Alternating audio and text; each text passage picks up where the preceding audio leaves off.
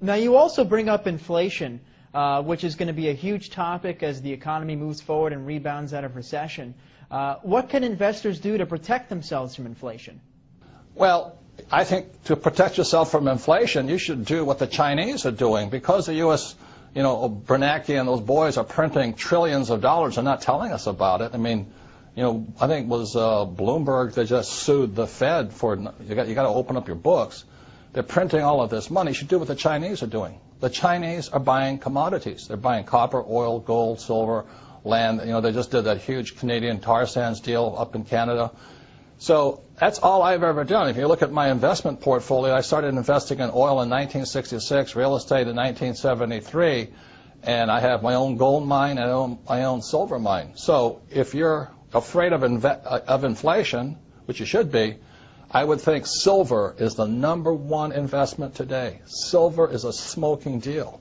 And silver at about $15, $16, $20 an ounce, average Joe can do it. You just cut out your Starbucks for a while and go buy some silver. You're in the game. Silver is one of the biggest things against inflation you'll ever see.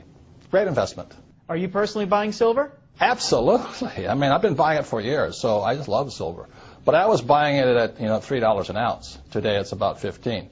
The reason I like silver is this. #1, gold is hoarded. It's just stuffed away. It has no value to it. Silver is an industrial commodity. It means it's used in cell phones, cameras, computers. It's used everywhere. So that means today, what's really interesting is that there is more gold on planet Earth than silver. It is fantastic.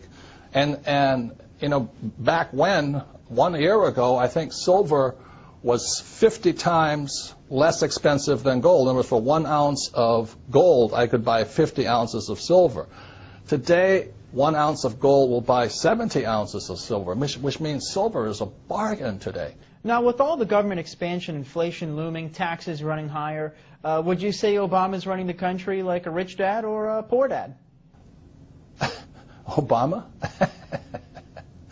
The guys who run the country, I write about this in a book called Conspiracy of the Rich. The people that run the country are Goldman Sachs. Come on, give me a break. And the guys that control Goldman Sachs. It's run by the international banking cartels of the world. The Federal Reserve Bank is not a bank. It is owned by the richest European and some Saudi money in the world.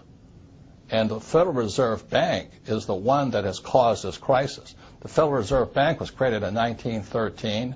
In 1944, there was a Bretton Woods Agreement. 1971, Nixon took the world off the gold standard. And after that, the Federal Reserve Bank controlled the world. And they could flood the world with fiat money. I mean, currency, that's paper. That's all it is. And throughout history, any time a nation has gone to fiat currency, in other words, government-sponsored money, the money has absolutely gone to zero.